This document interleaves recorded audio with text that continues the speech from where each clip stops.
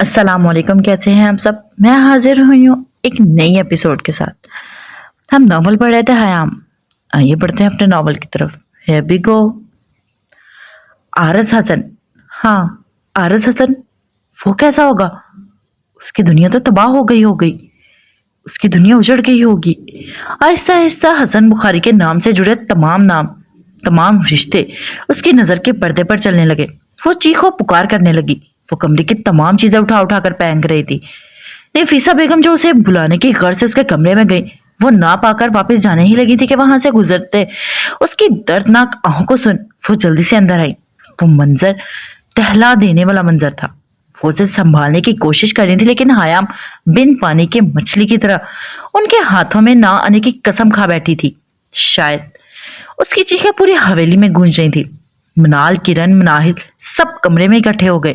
نیچے خالدہ بیگم بھی اس کو سن اوپر آنے کو مچل رہی تھی، لیکن اما بیگم کو اکیلے کیسے چھوڑ کر آتی؟ اس کے رونے میں جو درد تھا، اما بیگم کا دل پھٹنے کو تھا۔ حیام میرا بچہ۔ نفیسہ بیگم نے اسے جھنجھوڑتے ہوئے ساتھ لگانا چاہا، لیکن وہ ان کی پکڑ میں نہ آئی۔ منال نے آگے بڑھ کر اسے سنبھالنا چاہا۔ اب کے سعدیہ بھی اوپر آ گئی۔ سب انجان کھڑے سمجھنے کی کوشش کر رہے تھے۔ مناہل سہمی کھڑی تھی۔ حیام مجھے بتاؤ کیا ہوا؟ منال نے اس کے گرد اپنی باہوں کا گھیرا ڈال اس پر اپنی گرفت مضبوط کی۔ ایک جانب سے نفیسہ بیگم نے اس کو جگڑا۔ حیام مسلسل روتی تڑپتی ہوئی زمین پر بیٹھ گئی۔ خالدہ بیگم فوراً کمرے میں داخل ہوئی۔ شاید وہ اما بیگم کو بشیرہ بھی کے ہمراہ چھوڑ کر آئی تھی۔ اس کے قرب کی تحریر ہر ایک کے لیے اذیت ناک تھی۔ میرا بچہ۔ خالدہ بیگم کی آواز سن وہ اپنا آپ چھڑوا کر خالدہ بیگم کی طرف لپکی اور ان کے سینے سے جا لگی۔ بس میرا بچہ، صبر کرو، جو اللہ کی مرضی اس پر صبر کر لینا ہم انسانوں کے لیے بہتر ہوتا ہے۔ جس نے جتنی زندگی اللہ پاک سے لکھوائی ہے وہ اتنی ہی جیتا ہے۔ وہ اسے پرسکون کرنے کی کوشش کر رہی تھی۔ آہستہ آہستہ اس کی سسکیاں مدھم پڑنے لگی، لیکن آنسو جاری تھے۔ نفیسہ بیگم باقی سب کو حسن صاحب کی وفات سے آگاہ کر چکی تھی۔ سب دم سادے کھڑے تھے۔ چلو میرا بچہ، اٹھو، منہ دھو لو، تمہیں جانا ہے نا شہر۔ بس ایک لمحہ لگا تھا حیام کو پتھر ہونے میں۔ اس کے آنسو تھم گئے۔ میں نہیں جاؤں گی شہر، میں کیسے جا سکتی ہوں؟ نہ میں سر ہلاتی وہ خالدہ بیگم سے الگ ہو گئی۔ باہر گاڑی رکنے کی آواز نے سب کو ایک مرتبہ پھر خاموش ہونے پر مجبور کیا۔ وہ تمام چپ چاپ اپنی اپنی جگہ پر کھڑی تھی، یوں جیسے کسی طوفان کی آمد سے پہلے خاموشی کا راج ہوتا ہے۔ شاید سب کے دلوں میں خوف نے جگہ بنائی تھی۔ ایک لمحہ، دو لمحہ، چند سیکنڈ، چند منٹ۔ حیام حویلی کے اندر سے کوئی پوری طاقت کے زور پر حیام کے نام کی پکار لگا رہا تھا۔ وہ آواز حویلی کے لیے نئی تھی، لیکن حیام کے لیے نئی نہیں تھی۔ حیام کی گردش کرتی دنیا تھم گئی، وقت رک گیا تھا۔ وہ سمندر آج اس حویلی میں خود چل کر آیا تھا اور اس کے نام کی پکار لگا رہا تھا۔ کیا یہ سچ تھا؟ اور اگر سچ تھا تو یہ سچ کتنا جان لیوا تھا؟ حیام بھاگتی ہوئی کمرے سے نکل گئی۔ حویلی کی تمام عورتیں اس کے پیچھے پیچھے بھاگی۔ حویلی میں کوئی نامحرم موجود تھا، لیکن وہ لڑکی اب سب کو عزیز تھی۔ حیام بھاگتی ہوئی برآمدے کے ساتھ راہداری میں کھڑی ہو گئی۔ اس سنگ دل اور اس کے مابین محض پردوں کی رکاوٹ تھی، صرف اتنا سا فاصلہ تھا۔ سب عورتیں اس کے پیچھے کھڑی تھی۔ اما بیگم بھی باہر آواز سن کر آ گئی تھی۔ آرز، میرے شہزادے۔ لیکن اس نے ایک قدم بھی آگے نہ بڑھایا۔ وہ انہیں دیکھنے سے بھی کترا رہا تھا۔ شیرہ بھی، حیام کو بلا دیں۔ شامیر نے اسے کندھوں سے پکڑ کر روکا۔ ہوش میں آ جا، وہ آ جاتی ہے، اسے وقت دے۔ وقت ہی تو نہیں ہے دینے کے لیے۔ حیام۔ وہ ایک مرتبہ پھر چیخو پکار کرنے لگا۔ اما بیگم آنکھوں میں آنسو لیے اسے تکے جا رہی تھی۔ تمام عورتیں چہروں کو پردے میں چھپائے برآمدے سے نکل آئی۔ اب برآمدے میں سب موجود تھے سوائے حیام۔ منال حیرت سے اس دیوانے کو تک رہی تھی جو اپنے قابو میں ہی نہیں تھا۔ شامیر، بلا اسے، ورنہ میں خود اسے اٹھا کر لے جاؤں گا۔ تم لوگوں نے اسے قید کر رکھا ہے۔ یار، تجھ سے مجھے ایسی امید نہیں تھی۔ فولٹا شامیر کے سر چڑھ دوڑا۔ حیام اس کا سامنا کرنا نہیں چاہتی تھی، لیکن اب وہ مجبور تھی۔ حیام نے سر پر دوپٹہ اوڑھا اور اس کا ایک سرا اٹھا کر چہرے کے سامنے کر چہرہ چھپایا۔ آج حیام بخاری زندگی میں پہلی مرتبہ اپنا چہرہ چھپا لینا چاہتی تھی۔ پردے کی اوٹ سے ہو کر وہ برآمدے میں نکلی۔ اس کے آتے ہی آرز نے بے حس حرکت اسے دیکھا اور دیکھتا رہا۔ وہ اسے اس دوپٹے کے پیچھے بھی پہچان گیا تھا۔ وہ آنکھیں تو उसे हर लम्हा हर पल याद आ रही थी। वो कैसे भूल सकता था उन्हें? वो उसे 6 महीनों 2 हफ्ते और 4 घंटों के बाद देख रहा था। उसे सारा हिसाब याद था। हराम, चलो चलो मेरे साथ यार। अरस ने आगे बढ़कर अपना हाथ उसकी जानिब फैलाया, लेकिन ये क्या था? अयाम 2 कदम पीछे को लिए। दूर रहकर बात करे मुझसे। आपका लहजा काटदार था। अरस के चेहरे पर इस तरह नुमाया हुआ। तुम डर रही हो ना इन सब से? तो मत डरो, मैं हूं ना। एक अकेला आरस हसन इन सब पर भारी होगा, ये मेरा वादा है तुमसे। चलो मेरे साथ। लेकिन वो टस से मस ना हुई। मैं नहीं जाऊंगी। मेरा शहर या वहां रहने वालों से किसी फर्द से कोई ताल्लुक नहीं। मेरा ताल्लुक अब इस गांव और इस हवेली से है। ये सब मेरे अपने हैं। आप जा सकते हैं। मुझे आपके वालिद का बहुत अफसोस है। खुदा उनकी मगफरत करे। आज आरिस हसन डर गया था। वो बदल गई थी। आरिस हसन को इस हयाम बुखारी से मोहब्बत नहीं थी, हो ही नहीं सकती थी। तुम कैसे कह सकती हो? तुम्हारा उस इंसान से कोई ताल्लुक नहीं जिसे मरते हुए भी सिर्फ तुम्हारी फिक्र थी, जिसके आखिरी अल्फाज पर तुम्हारा नाम था। उस इंसान के लिए तुम ये कैसे कह सकती हो? हयाम, मुझे तुम्हारी जुदाई में तुम्हारे इंतजार में मर गया। डॉक्टर्स कहते हैं उनका दिल बंद हो गया था, लेकिन मैं तुम्हें सच बताता हूं, इन्हें तुम्हारी फिक्र खा गई। वो कितना कड़वा सच बोलता था। हयाम, जो न जाने कैसे जब्त किए खड़ी थी, रो देना चाहती थी लेकिन ना रोई। वो एक मरतबा फिर बोलने लगा। उसकी आंखें आंसुओं से तर थीं, लेकिन एक आंसू ना बहा। शायद वो मर था इसलिए। ठीक है, मत जाओ, तुम यहीं रहो, लेकिन एक बात ध्यान से सुन लो और इसे हिफ्ज कर लो। तुम्हें मुझसे शिकायत थी कि मैं पीछे क्यों हट गया? देखो, वक्त गुजर रहा है, गुजर गया है। आने वाले अगले किसी भी लम्हे मैं तुम्हारा गुनाहगार नहीं रहा, तुम्हारा मुजरिम नहीं रहा। खामोश। अब तुम मेरी मुजरिम हो। आज जिस दिन मेरा बाप मरा है, उस दिन मैं आरज हसन खुद चलकर तुम्हारे पास आया हूं, और तुम अब नहीं हो यहां। मैं आरज हसन आज तुम्हें हर इन अनकहे रिश्तों से आजाद करता हूं। हयाम बुखारी, तुम आजाद हो अब, और तुम्हें तुम्हारी ये आजादी बहुत मुबारक हो। वहां बरामदे में मौजूद हर आंख अश्कबार थी, सिवाय इन दोनों के। शामिर ने अपनी आंखों के गोशे खुश करके आरस के बाजू थामे, जो उसने अगले लम्हे ही आजाद करवा लिए। अब तो इसका वकील मत बन, क्योंकि कुछ बचा ही नहीं। आज मैं हर चीज से बगैर डरे यहां आया था। ना तो मैं शहर में सजी मैयत देख कर रुका, ना गांव में लगी अदालत से। आज कुछ भी नहीं बचा यार। शामिर ने उसे थामा। आरस, और तुम हयाम, तुमने जो सजा मुझे सुनाई थी, बद्दुआ दी थी, वो देखो आज लग गई है। और किस्मत की सितम जरफी कि आज ही तुम्हें भी सजा सुनाने का दिन मुकर्रर है। हयाम की रूह तक उसके अल्फाज सुनकर काम गई। उसे रोकना चाहती थी लेकिन नहीं रोक सकी। तुम फिक्र नहीं करो, बद्दुआ नहीं दूंगा तुम्हें। बद्दुआ में दुआ आती है तो तुहीन होती है उसकी। मैं तुम्हें दुआ देता हूं, खुदा करे तुम्हें कभी दोबारा आरस हसन का चेहरा तक देखना नसीब ना हो। हमने आंखें मूंदे, वो जहर निकल रहा था। खुदा करे हयाम बुखारी कि आरस हसन मर जाए और तुम उसका आखिरी चेहरा तक ना देख सको। मैं तुम्हें एक मरतबा फिर अपनी मोहब्बत से आजाद करता हूं। वो कहे जा रहा था, वो आंखें बंद किए भी उसका जाना महसूस कर सकती थी। उसकी महक हयाम से आज रूठ कर जा रही थी। आज हयाम बुखारी ने कयामत देखी थी। आज वो मर गई थी। आज वो आरस हसन की जगह थी, तो जाना था कि वो कितनी तकलीफ में था। लेकिन फिर भी हयाम बुखारी ने जो असलियत सही थी, उसका मदावा नहीं किया जा सकता था, ना आज और ना कल। मैं दिल पर जबर करूंगा, तुझे भुला दूंगा, मरूंगा खुद, मैं तुझे भी कड़ी सजा दूंगा। ये तीरगी मरे, घर का ही क्यों मुकद्दर हो, मैं तेरे शहर के सारे दिए बुझा दूंगा।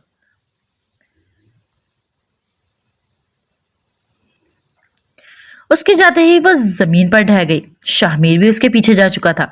एक मरतबा फिर वहां सिर्फ खवातीन ही बची थी। हयाम एक मरतबा फिर रो दी थी। अब के उसके रोने में ज्यादा दर्द था, ज्यादा अजियत थी, ज्यादा कुर्ब था। अब वो सिर्फ अपने ताया के लिए नहीं रो रही थी, बल्कि अपनी मोहब्बत की मौत पर भी रो रही थी। वो वहां शहर में मौजूद ना थी, लेकिन दिल के बाजार में सरेरा दो दो मैयतें सजी थी। मनाल ने उसे अपने साथ लगाया, वो उसे खामोश नहीं करवाना चाहती थी।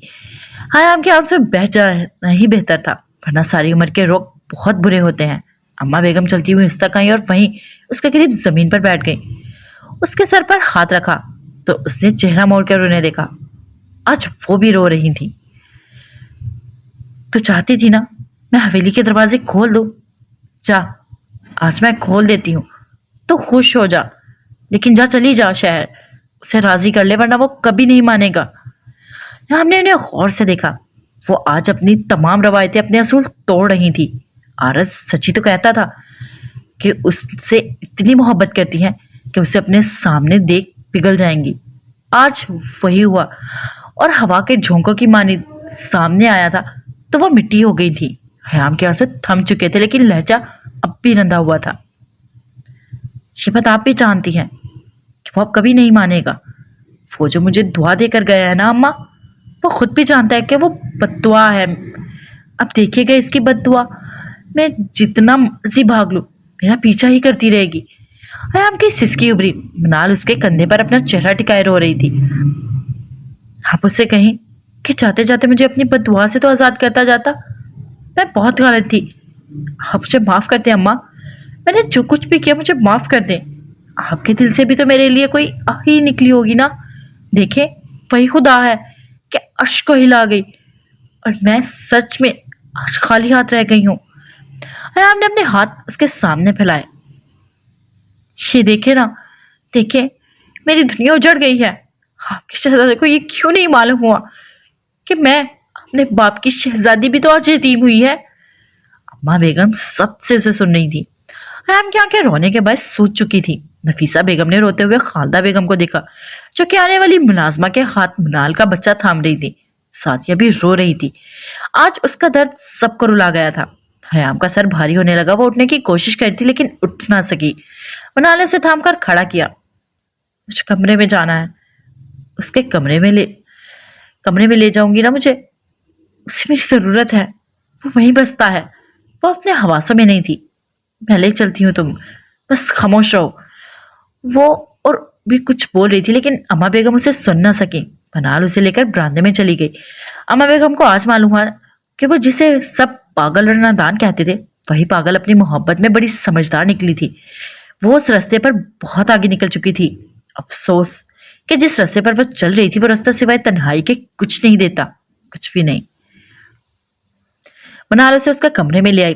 हयाम कमरे में आते ही चंद कदम चल वस्त में आई। कुछ देर वहीं खड़ी रही। मनाल उसके पुश्त को तके जा रही थी। सादिया भी वहीं मनाल के साथ आ खड़ी हुई। तब मनाल ने उसे वापस भेज दिया। आज वो हयाम को मजीद किसी के सामने टूटते नहीं देखना चाहती थी। कितने ही पल गुजर गए, हयाम एक लफ्ज तक ना बोली। कुछ देर मजीद गुजरी तो उसकी सिसकियां एक मरतबा फिर गूंजने लगी। हयाम अपना लिखा खत याद करना चाहती थी। बार बार अपने अल्फाज अपने जहन में दोहराती। उसने भी तो कुछ ऐसा ही लिखा था जैसा आज वो इससे कहकर गया था। उसका खत, उसके अल्फाज उसकी समात में गूंजने लगे। ये बेवफाई को बेवफाई क्यों कहते हैं? बेवफाई में वफा आती है तो वफा करने वाले हर महबूब की तजलील होती है। तो मैं बेवफा नहीं कहूंगी। एक मरतबा फिर अब की बार कुछ मिलते जुलते अल्फाज उसकी समात में बाज गश्त करने लगे। वो आवाज उसकी ना थी बल्कि उस संगदिल की थी। बददुआ नहीं दूंगा तुम्हें। बददुआ में भी तो दुआ आती है, तो तुहीन होती है उसकी। आया ने आंखें बंद की और दीवाना वार उस कमरे के एक एक दीवार, एक एक चीज को हाथ लगाकर छूने लगी, जैसे कि कहीं से किसी एक जगह से ही सही शायद उसे उसकी छाप मिल जाए। वो उसे बताना चाहती थी कि वो अकेला नहीं था, वो उसके साथ थी, लेकिन शायद देर हो गई थी। मनाल उसके पास वही मौजूद थी, लेकिन एक मरतबा फिर उसे ना रोका था। वो उसे नहीं रोकना चाहती थी, वो उसे आजाद करना चाहती थी हर दुख हर तकलीफ से। कुछ देर बाद वो थक गई थी। शायद या फिर उसे मालूम हो गया कि वो जिसको वहां ढूंढ रही है वो जा चुका है, तो चलकर मनाल के सामने आई। मैं कुछ देर अकेला रहना चाहती हूँ। कितना बेरौनक लहजा था उसका। मनाल का दिल कट कर रह गया, लेकिन फिर भी वो उस बाद में सर हिलाती चली गई। वो उसके जाने के बाद वहीं खड़ी रही। न जाने कितनी देर हो गई थी, कितना वक्त गुजर गया था। जब दिल की कैफियत ना बदली तो कमरे का दरवाजा बंद करके बाहर राहदारी में निकल गई। आज सीढ़ियां उतरते वक्त उसे डर बिल्कुल नहीं लगा था। आज वो मातमज़दा हवेली उसे बिल्कुल भी डरावनी नहीं लग रही थी। वो बरामदे की गिर्द राहदारी अबूर करते अम्मा बेगम के कमरे तक आई। अंदर मौजूद लाइट जल रही थी। यकीनन वो जाग रही थी। वो दरवाजा पूरा खोलती हुई अंदर आई और वो बेड की टेक से लगी बैठी थी। शायद इन्हें मालूम था कि वो आएगी। उनके देखते ही वो बोली, मुझे डर लग रहा है अकेले, मैं यहाँ सो जाऊं? वो महसूस सूरत बनाए इजाजत मांग रही थी। अम्मा बेगम को उस पर तरस आया। आजा, सो जा। वो दूसरी तरफ से आती बेड की दूसरी साइड पर लेट गई। नींद आंखों से कोसों दूर थी। कुछ सोचकर वो मजीद आगे बढ़ी और थोड़ा सा खिसक कर अपना सर अम्मा बेगम की गोद में रख दिया। उसके ऐसा करते ही अम्मा बेगम के चेहरे पर एक आसूदा मुस्कुराहट उभरी। वो अपना हाथ उसके सर पर रख गई। उनकी दो उंगलियों के पूरे हयाम के बालों में हरकत कर रहे थे। न जाने नींद कब उन दोनों पर मेहरबान हो गई। उन दोनों को सुकून की शदीद जरूरत थी, जबकि शहर में आज की रात सब पर बहुत भारी थी, बहुत ज्यादा। हयाम जिंदगी में पहली मर्तबा फजर के वक्त उठी बैठी। देखा तो माँ बेगम भी जाग रही थी। वो रात में जिस हालत में बैठी थी अब तक उसी हालत में थी। उसे शर्मिंदगी ने आन घेरा। वो उसकी वजह से सारी रात तंग रही थी। मुझे उठा देती। चल कोई गल नहीं, तू सो जा, मैं जरा नमाज पढ़ लूं। नहीं अम्मा, मुझे नमाज पढ़नी है। वो मुझे माफ कर देंगे ना? आंखों में बेसुकूनी थी। कौन कुड़ी है? अल्लाह। सरगोशी की गई। वो तो हर कोई इसी को माफ कर देता है पागल। वो तो आज भी तेरे दिल में है। तुझे सिर्फ आप उस तक चलकर जाना पड़ेगा। मुझे सुकून मिल जाएगा ना? ना, सुकून इस फानी दुनिया च किसी के पास नहीं और ना मिलेगा। सुकून तो बस उसके पास है। कहते हुए दोनों ने उंगली आसमान की तरफ उठाई। आप मुझे सैयदजादी बनना सिखा देंगी ना? आंखों में शर्मिंदगी से आंसू चमकने लगे। वो पाक साथ तुझे आप ही सिखा देगी। अम्मा बेगम उसके जहन पर पढ़ने की कोशिश कर रही थी। लेकिन आप मदद करेंगी ना मेरी? अम्मा बेगम ने जवाब बन महज मुस्कुराती आंखों से इस बात में सर हिलाते हामी भरी। वो रोते हुए इनके सीने से जा लगी। दूर फजर की अजानें शुरू हो गई थी। चल उठ जा, मुझे वजू करना है। मैं भी नमाज पढ़ कर आती हूँ। आज हयाम ने पहली मर्तबा दिल से नमाज पढ़ी थी। वो अपने असल को जानना चाहती थी। वो अपने असल को लौटना चाहती थी। वो खुदा को मनाना चाहती थी। तो ऐसा कैसे हो सकता था कि खुदा मुंह मोड़ लेता? उस पाक जात ने उसको माफ कर दिया था। उसका वापिस अपने खुदा की तरफ लौटना उसको माफ कर दिए कि जाने की निशानी था।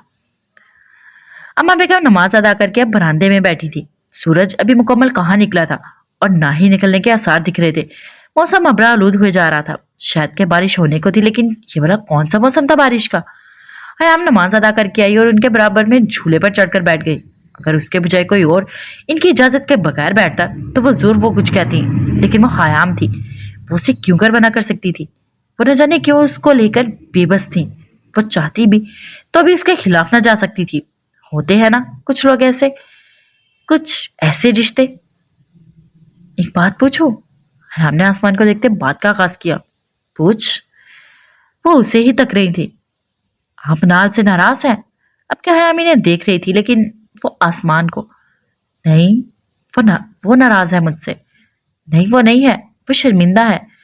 वो आए तो उसे खुद में समेट लीजिएगा। वो आए तो सही। उनके कहने की देर थी। मनाल बरामदे का पर्दा उठाकर बाहर आई। उसके हाथ में शावीर था। अम्मा उसे देख रही थी। वो कुछ देर अम्मा को देखती रही, फिर हयाम को। हयाम के एक इशारे पर वो चलती हुई उन तक आई। हयाम ने मनाल के हाथ से शावी ले लिया और थोड़ा पीछे को खिसक गई। मनाल मुस्कुरा दी। वो उसके लिए जगह बना रही थी। मनाल नम आंखों से वहां बैठी अम्मा बेगम को देखते बोलने लगी। चाहे से थप्पड़ मार ले, डांट ले, लेकिन माफ कर दे अम्मा। अम्मा रो पड़ी थी। वो इतने सालों बाद उनसे हम कलाम थी। अम्मा ने आगे बढ़कर उसको खुद में समेट लिया था। वो कुछ देर यूं ही एक दूसरे से लिपटी रही, जब हयाम शाविर से खेलती बोलने लगी। शाविर, तुम्हारी अम्मा बहुत रोंदू है, तुम इन पर मत जाना। हयाम की बात मनाल और अम्मा दोनों हंसने लगी। अम्मा बेगम ने हाथ आगे बढ़ाए तो हयाम ने शाविर को उनकी गोद में डाल दिया। माहौल पुरसुकून था। वो तीनों खामोश झूले पर बैठी एक दूसरे की मौजूदगी को जी रही थी, जब अम्मा बेगम बोल पड़ी। तो शहर क्यों नहीं चली जाती? हयाम मुस्कुरा दी। आंखों में सोख के दिए जल रहे थे। मैं मुस्कुरा रही हूँ तो आप दोनों ये ना समझे कि हालत जश्न में हूं। अभी शोक चल रहा था। 3 दिन शोक करने का हक तो सबको होता है। वो तो कर लेने दे। वो सर दाबरती आसमान को तकने लगी। फिर भी हयाम।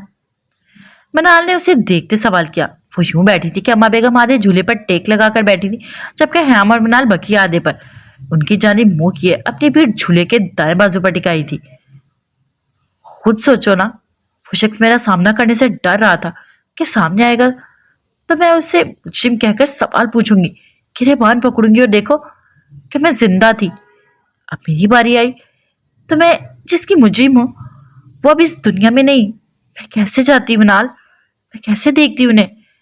खामोशी, ये जानते हुए कि ये आखिरी मर्तबा है, और अगर वो ये खामोश सवाल मुझसे पूछ लेते हैं, हयाम, जो तुम्हें इतनी मोहब्बत दी है बचपन से आज तक, तुम उसका सिला ना देख सकी तो क्या कहती मैं? अगर जो वो यही पूछ लेते कि तुम जिस शख्स को अपना बाप कहती थी उसकी बेटी उसकी बेटी ना बन सकी तो क्या कहती मैं? और वो जो फिर सजा सुना देते कि जाओ हयाम बुखारी, मैं तुम्हें रोजे महशर में अपनी मोहब्बत नहीं बख्शूंगा, तो क्या कहती मैं, क्या करती मैं? वो फिर से रोने लगी थी, लेकिन एक तरह से अच्छा ही था। वो गुबार निकाल रही थी। अम्मा बेगम ने एक हाथ से शाहवीर को थामा हुआ था जो उनकी चादर से खेल रहा था, जबकि एक हाथ से वो हयाम का हाथ थपथपा रही थी। मिनाल भी उसका बाजू सहला रही थी। ठीक उसी वक्त शहर में फजर के वक्त नमाज अदा कर हसन साहब की नमाज जनाजा अदा की गई। उनका जनाजा उठाते हुए उनकी बेटी, उनकी बीवी, उनके तमाम रिश्ते फूट फूट कर रो दिए थे। बुखारी हाउस पर कयामत उतरी थी। आरस हसन ने खुद अपने बाप को मनो मट्टी तले दफनाया। वो कितनी देर अपने बाप की कब्र पर बैठा उनसे बातें करता रहा, जो कुछ फासले पर खड़ा शाहमीर ना सुन सका था। आज की तारीख में हयाम और आरज ने अपने रास्ते अलग कर लिए थे, लेकिन ये बात तो सिर्फ खुदा जानता था कि क्या खबर उन दो मुख्तलिफ सिमतों की तरफ जाते रास्तों की मंजिल एक थी या नहीं। मनाल और हयाम का यूं सुबह सवेरे अम्मा बेगम के साथ बैठना, एक दूसरे से मुस्कुराकर बातें करना हवेली बाकी अफराद के लिए एक हैरत कुन और खुशगवार इत्तेफाक था। वो कहाँ इन तीनों को यूं एक साथ बैठे देखने के आदी थे। इस वक्त खालदा बेगम, नफीसा बेगम और अम्मा बेगम के साथ चाय का मजा ले रही थी। उन तीनों खवातीनों का नाश्ता बस चाय से ही शुरू होता और वहीं उस का इख्तिताम हो जाता। अभी फजर हुए मुश्किल से ही 1 घंटा हुआ था। कुछ देर पहले जो मौसम मीना बरसाने की चुगली खा रहा था, अब वैसा कुछ भी ना था।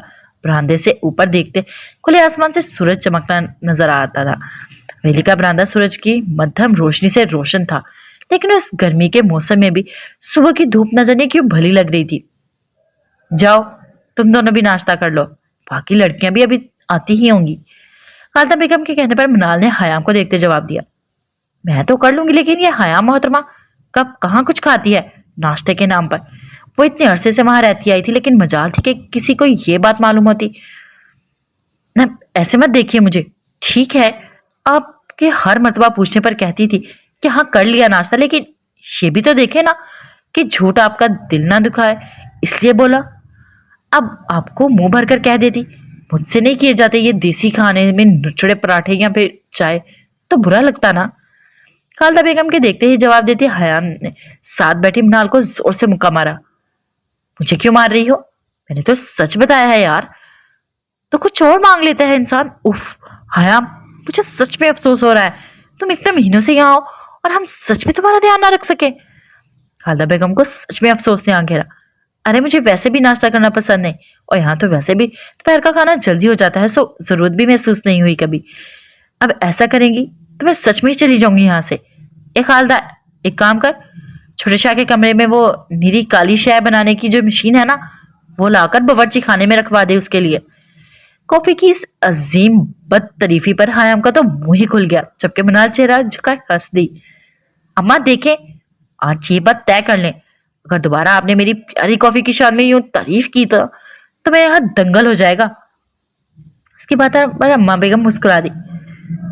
तू तो इंसानों वाला नाश्ता कर लिया कर, मैं कुछ ना बोलूंगी। मुझसे नहीं खाए जाते वो पराठे। सोनी सूरत बनाती वो मनाल को बहुत प्यारी लग रही थी। ठीक है, कुछ और कर लिया करेंगे हम दोनों नाश्ता। क्या करोगी चलो बताओ, अभी बनवाती हूँ। स्पेनिश ऑमलेट और साथ गर्मा गर्म कॉफी। मनाल उसका मुंह तकने लगी। सुनो, औकात में रहकर बात करो। कॉफी तक तो ठीक है, वो सादिया ये बनाना सीख लेगी, लेकिन ये अंग्रेजों की इजाद करदा ऑमलेट यहाँ किसी को बनाना नहीं आता। खालसन सादा नाश्ता करने की आदी हैं। अम्मा देख लें, अब इससे ज्यादा मैं कॉम्प्रोमाइज नहीं कर सकती। खालदा बेगम और नफीसा बेगम अब उठकर जा चुकी थी, वहां सिर्फ वो तीनों ही मौजूद थी। अच्छा एक काम कर, तू बनाना सिखा दे बशीरा को, वो बना दिया करेगी। अम्मा मुझे तो रोज कुछ नया खाने का दिल चाह पड़ता। वो नजरें आसमान पर टिकाती उन्हें पागल कर रही थी। या तो वो सच में ही ऐसी थी या जानबूझकर करने पर तुली हुई थी। और वैसे भी मैंने सुना था यहाँ 3 वक्त का खाना पीना बाहर बनकर पूरे गांव में बढ़ता है। ऐसा करते हैं, रहने देते हैं। वो मनाल को इशारे से उठने का कहती वहां से उठ गई। रुक जा बीबी, मेरी गल सुन गौर से। तुझे जो जो ये अजीबो गरीब चीजें चाहिए ना बावर्ची खाने के लिए, वो लिख कर दे दे, बशीरा को सब मंगवा देती है। कल से दोनों खुद बना लेना। अंदर का बावर्ची खाना छोटे मोटे कामों के लिए इस्तेमाल होता है। अब ऐसी भी बात नहीं है दिन में 4 दफा चाय बनाए और चारों मरतबा बाहर तेल झोंक आग लगा पतीले चढ़ाए जाए। उनकी बातें सुन वो मुस्कुरा दी। अच्छा ठीक है, लेकिन हाँ, कॉफी पीऊंगी मैं, वो कहती हुई जाने को बोल रही जब मनाल ने बात उसे रुकने पर मजबूर कर गई।